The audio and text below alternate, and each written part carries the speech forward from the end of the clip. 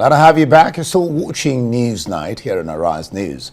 The 2007 African Democratic Party presidential candidate, Utomi, has expressed his belief over a lawsuit allegedly filed by the Department of State Services, DSS, against his big tent coalition shadow government, saying it is an act of cowardice. Utomi emphasized that citizens have the right to hold government accountable and propose alternative governance ideas.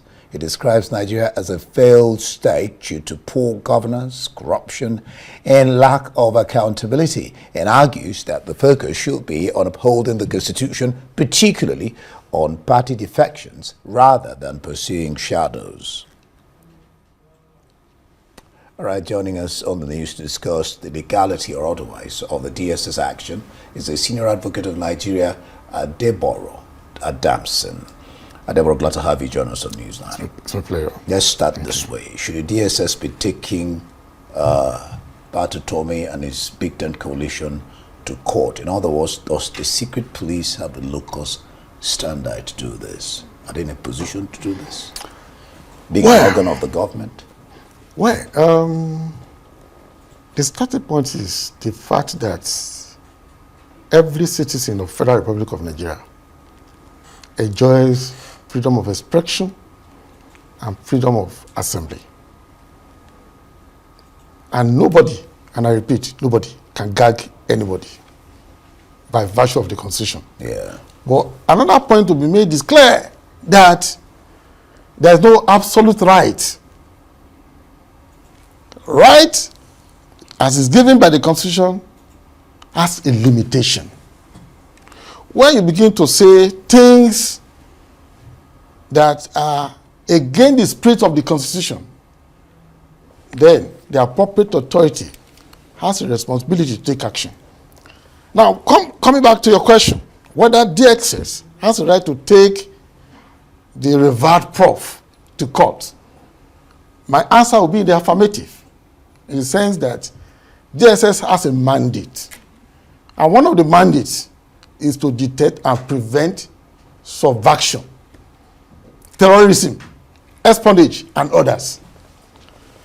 Now, if that is the mandate, and it has a right or an obligation or a duty to detect and prevent subversion, how do you now situate the statement of the Reverend Prof as to whether he has assembled people who will man what is tagged as shadow cabinet?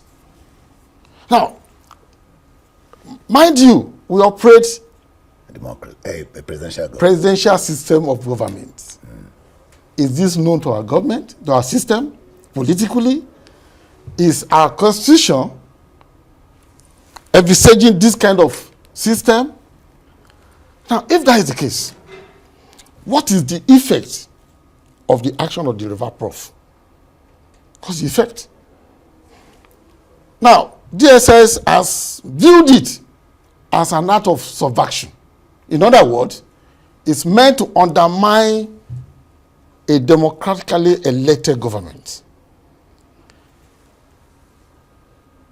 Yes, well, somebody may be tempted to say, oh, this is a criminal offense.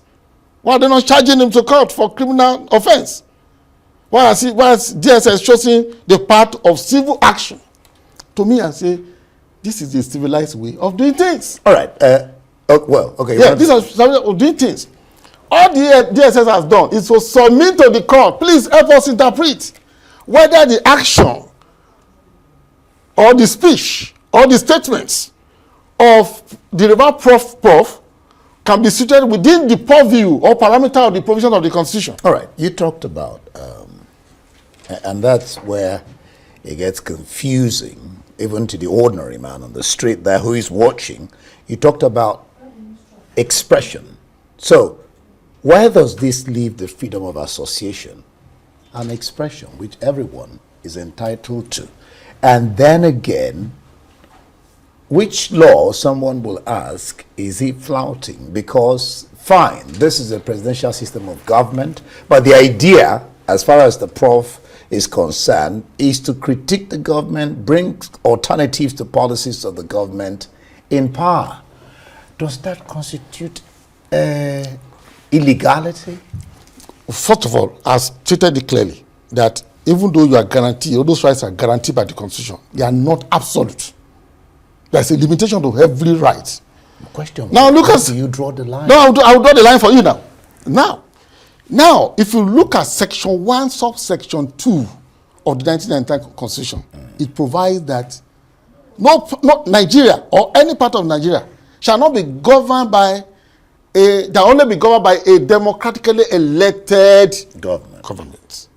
That's the provision. Now, if the prof is saying is establishing or forming a shadow cabinet, under which law? That's the question you ask yourself. Under which law? So if the law does not back him up, and if his action is not recognized under the Constitution, so all we are saying is, please, court, interpret. If this man, if the court says at the end of the day he has the right, so be it. But if the court says you cannot do it, then no, hand it. Again, the background effect of this action is what we should consider. Nigeria, we have a lot of problems we are facing now. Do we need to add more problems?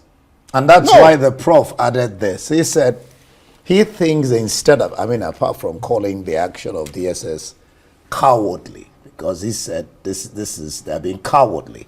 And I guess it was a fallout from this statement. Utomi thinks instead of taking him to court, DSS should rather prosecute defectors for flouting the Constitution, because ordinarily, if you defect, according to him, you should lose your seat because you were elected on another party's platform.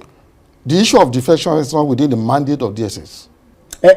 What is within the mandate of DSS? That's what he said. No, but I'm saying that defection from one party to another is not within the mandate of DSS. What is within the mandate of DSS? I think what he was, I'm not quoting, I think where he was coming from is, I understand. DSS is his own problem is just a small problem compared to what we have. On ground. And what's happening that's why I'm starting from the rear. That look, the issue of whether one person or legislator or governor defect to another party is not within the mandate of DSS. So DSS will not concentrate on that. What DSS is concentrating here is your heart amount to subversion. To that extent, please court interpret for us. And look, sir, you see, if you allow this kind of a thing, you remember when Masop started, like a joke, to IPOP to ECN. Now, it's difficult for anybody to curtail. So if this action would generate a bad wagon, why can't we nip in the bud as early as possible? Particularly now that we are submitted to the court of law. Let the court say something about it. If the court permits him, so be it. If the court says no, then it's restrained. It's clear. All right. Well, just quickly, because of time. His supporters had mobilized about 500 lawyers to defend him. You're laughing. Criticizing those in power or prioritizing personal gain over the country's future. Well, if I wonder what 500 lawyers will go and do. Would the court even contain the courtroom? Would it contain 500 lawyers? That's a matter of joke. But sir, in all honesty, I feel strongly that the action of DSS should be commended rather than condemned. If the prof is being dragged from one court to another for criminal offense, we'll be seeing another thing here. Because the talk is that the government is contracting the democratic space. Yes, but the truth of it is this. DSS is not oppressing anybody. Okay. They are not saying, no, you can't do it. But God, please, help us interpret. All right, Adeboro Adamson, Senior Advocate of Nigeria, thank you for your time on News 9. Thank you.